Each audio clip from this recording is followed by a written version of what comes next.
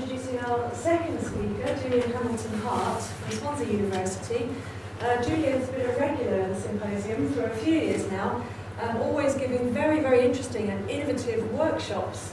And this occasion, we're lucky enough to hear him talk about his work with Autocues, also an inspiring question. Thank you so much, Kate. So, are any of you language teachers? Excuse me? Are any of you language teachers? Tutors? Yes? Part-time. Okay. Have you ever had a problem when you're in class and they just don't speak? Yes, historically, when I was a language teacher. Is that? Those who participate and those who are more reticent. Always. Okay. Always. And I have had one student with a speech impediment. Okay. The reason I'm asking is because I also have they come and maybe I thought it was maybe specific to just maybe they were tired or something, but it's recurring. So I'm really trying to figure out ways, methods where I can use different materials, different environments to encourage them to speak, because that's what they're there to do.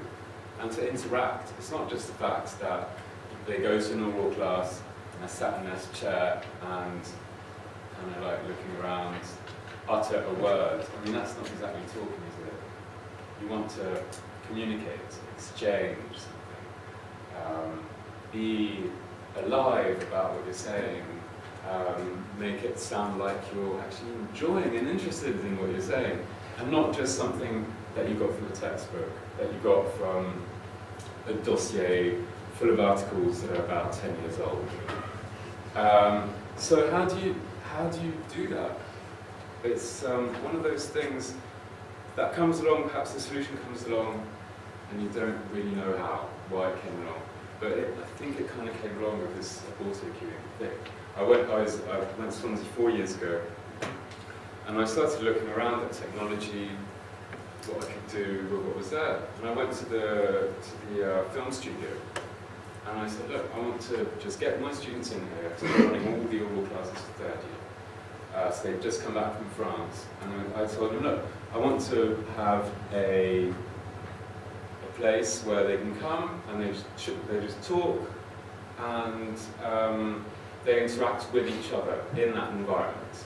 And he said, oh, we have Autocues here. Oh, really? We have Autocues? Oh, great. So the idea came about that I would use the Autocues for the main presenter. So the main presenter, they would all choose a subject that interested them.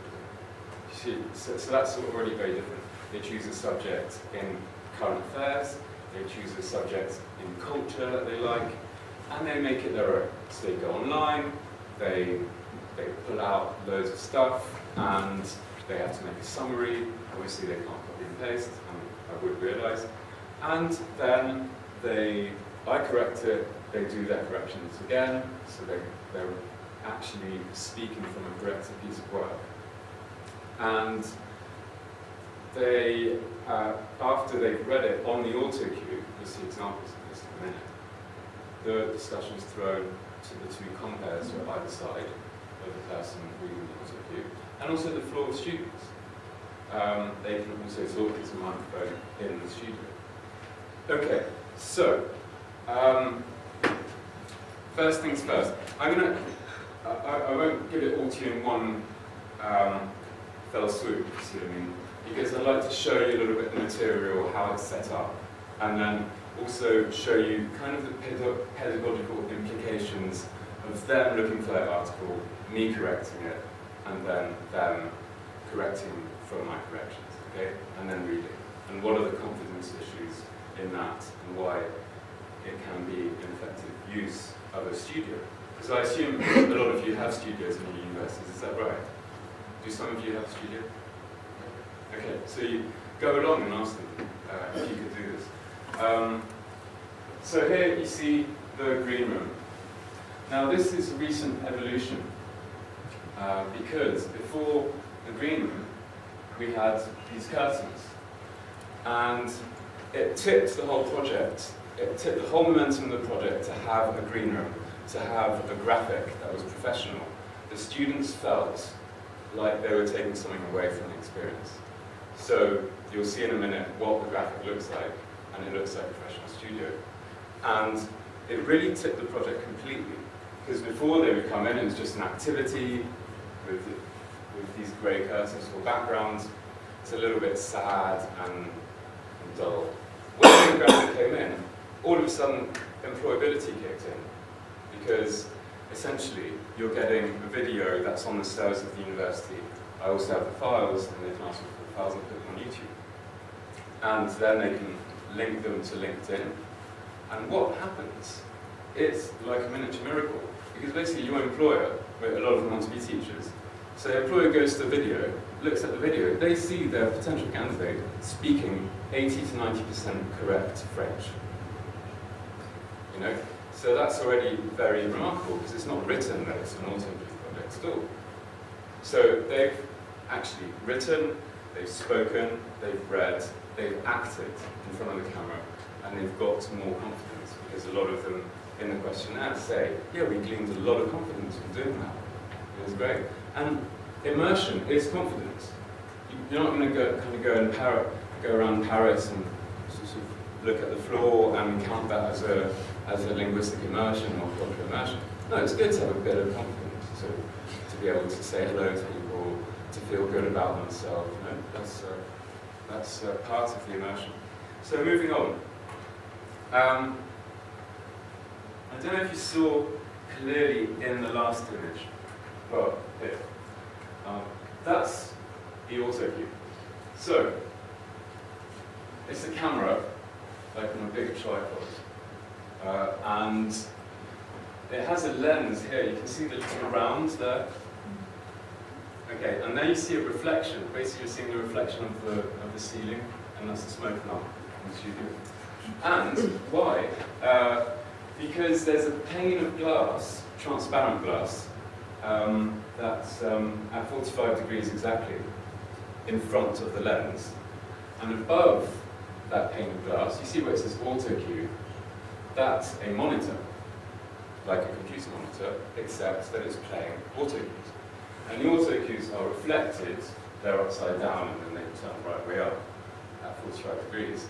They're reflected in that pane, so basically your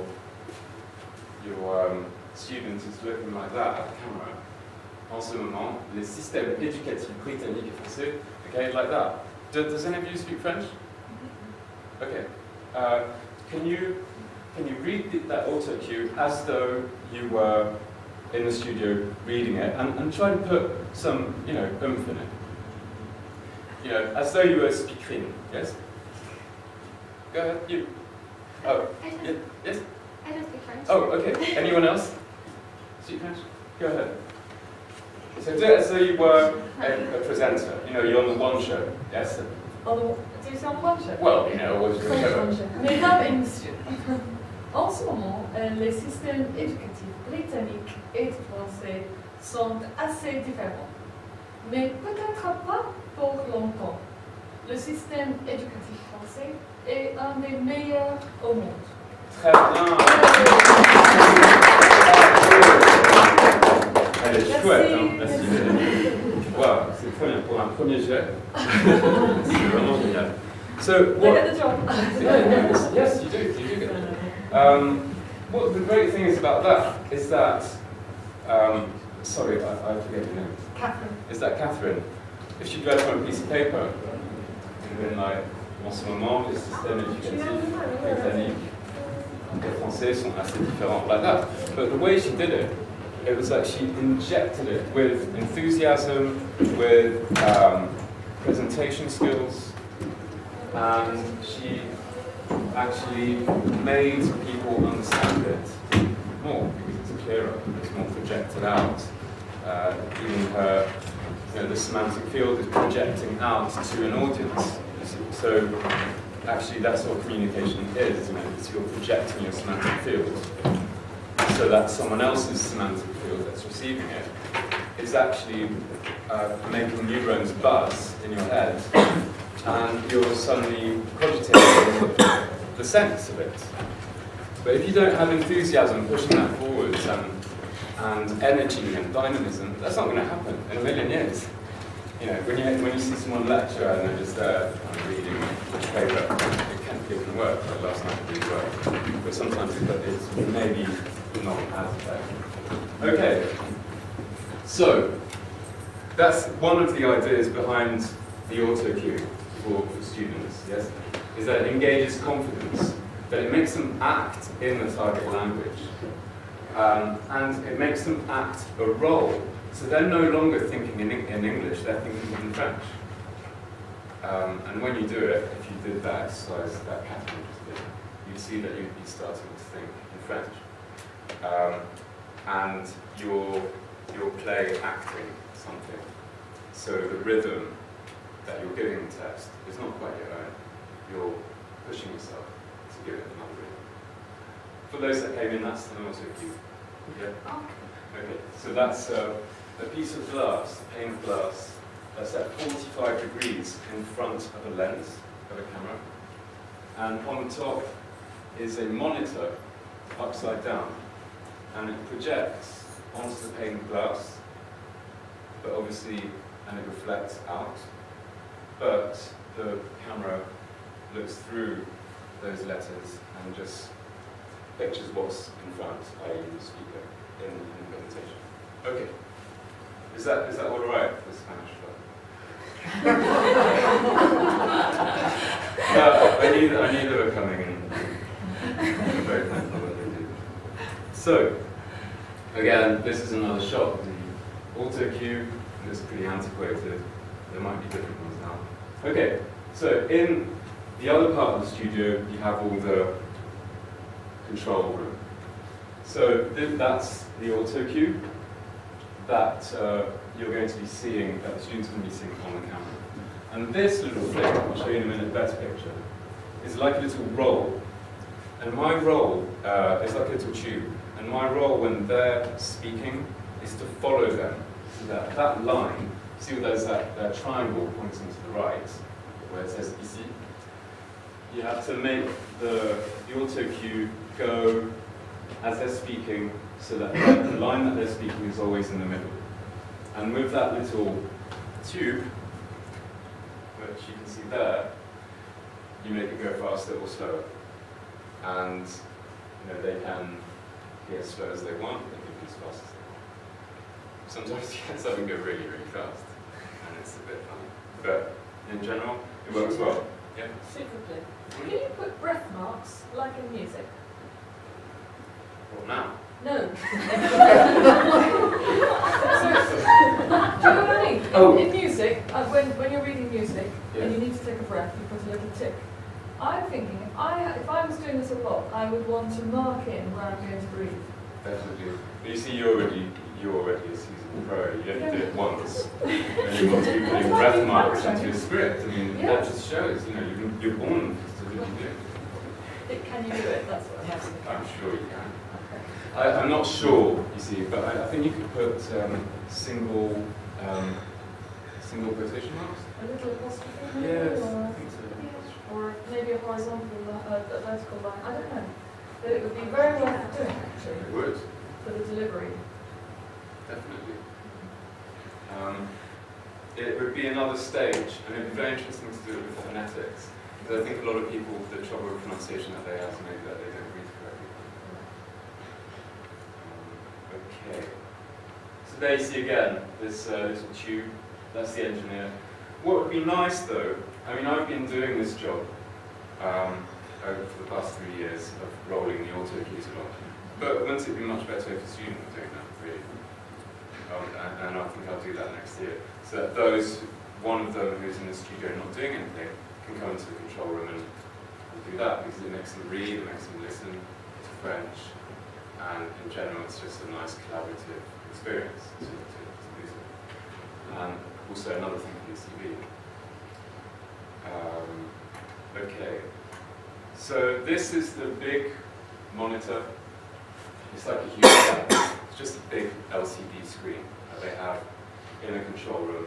And here you can see what you're going to be seeing in a minute. You can see the Swansea logo, obviously. Here you have camera 1, and that's camera 3, and that's camera 2 and camera 4. But we're only using one camera with a head-on shot. Here you have a green room. So you see, this is a table, and I bought some felt, some green felt, and just draped it over the table. Very important to have it all green, because any green in the image will get replaced by the graphic. So you don't want to specifically be wearing a lot of green when you do it. You have to discourage them, because they'll get the picture of Paris printed on them, and it will just look like their head is floating out of the picture, and their hands as well. So those are my two. Those are the two technicians, especially Dave Fresco on the right, and also Simon there. He helped me last year. So again, this is the control room. You can see that this is how he switches from the start image, where I have the logo of the channel, because basically I called this channel France Galles 60, after the famous singer France Gall, and also because we're in Le Pays de Galles in Wales. Also it's France Gall. Yeah, so more controls. The green room looks very plain, doesn't it? And then you have this is the graphic with this very nice table and the view of Paris, which is in black and white, so it's not too realistic. And that's with the students in it. I think it's time to show you the video. And what I'm going to do is I'm going to show you the video as it is now, with the graphic, and you can see the student is sort of intermediate for his level, not too bad at all, and he's talking about rugby. So here we go, and then I'll show you how it was in the previous years without the graphic. Peut-être les clubs italiens sont vus comme des matchs faciles.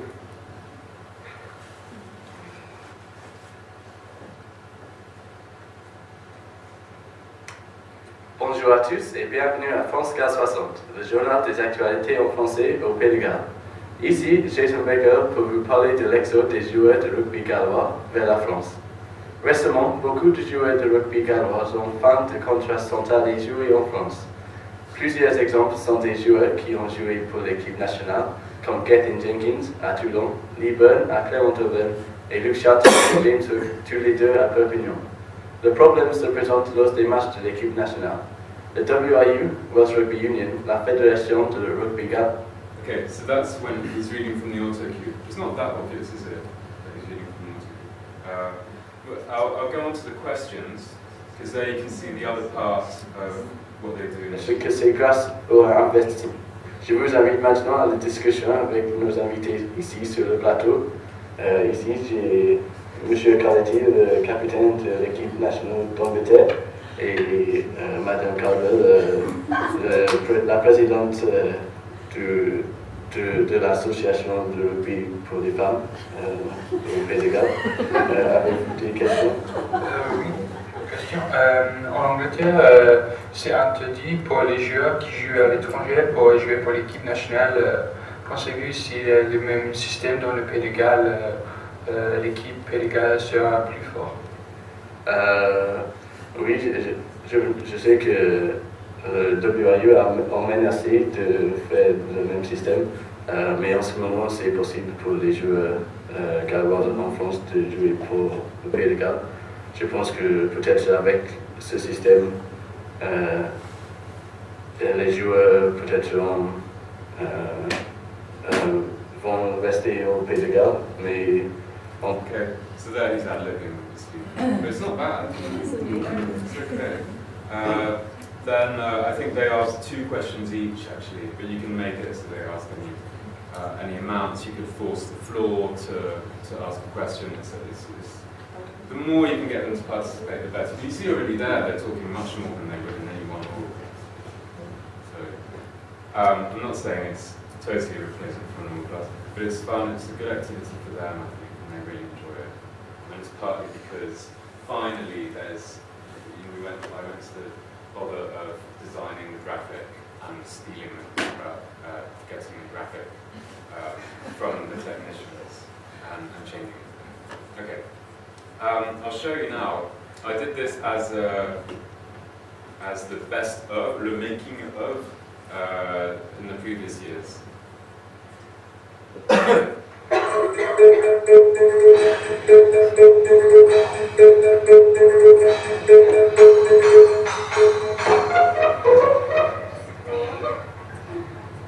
Bonjour et bienvenue sur France Gall.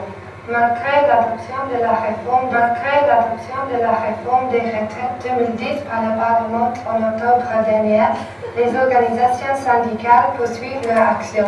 Sera donc la 8e journée de grève organisée par les syndicats qui s'opposent toujours à la réforme des retraites. Et comment les manifestants ont touché votre collège? Comme j'avais dit, il y avait beaucoup de problèmes. On ne peut pas enseigner les élèves, ils sont très pénibles. C'est très difficile. Et aussi, les profs ne s'entendent pas bien en ce moment. Donc, oui, il y a beaucoup de friction entre tous les profs. Donc, j'espère qu'il y aura des décisions bientôt. Très pénibles. Merci d'avoir suivi ce journal sur France Gall 60 et joignez pour le journal de soir. Il est 9h30 et maintenant c'est l'heure d'actualité internationale avec Jacques.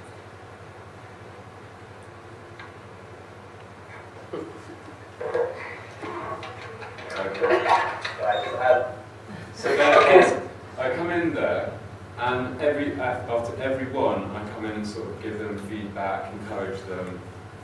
If there's something going wrong as well, or like there's something they can tweak. C'est très bien, c'est très bien.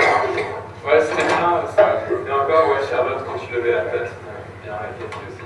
Essayez toujours de lever la tête autant que possible. Ça fait rien si vous vous éloignez un petit peu de votre texte. Ça fait rien. C'est mieux, ça donne une impression de plus de vivante. Et c'est bon pour le spectacle de France Gall.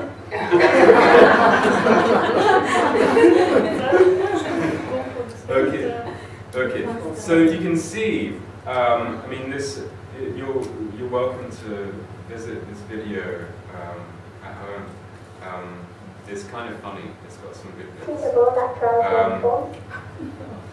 But you can see that it's a very different impression to have that than to have the graphic. Yeah. So this is much less exportable. It's much less impressive for an employer.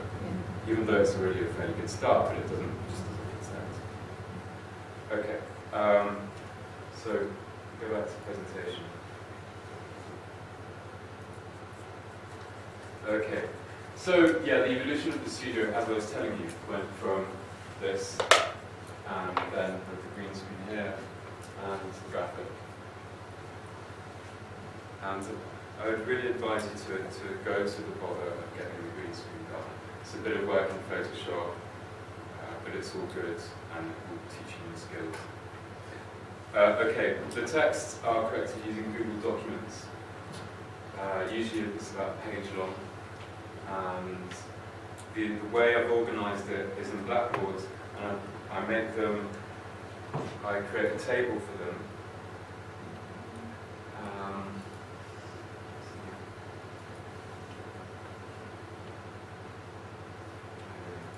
So, perhaps you're familiar with Blackboard, but this is a typical sort of little Blackboard module. We'll go to group 5, because that's the group of Jason, who's speaking.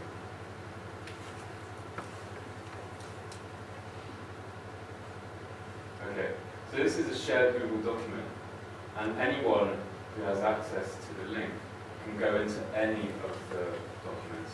So this is Rosa, she did la tabella, she's Italian. And so if any one of the participants wants to go and check out her presentation before she did it in the studio, they could. So this would be Rose's presentation.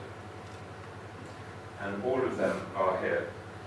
And Jason's is here. You recognize it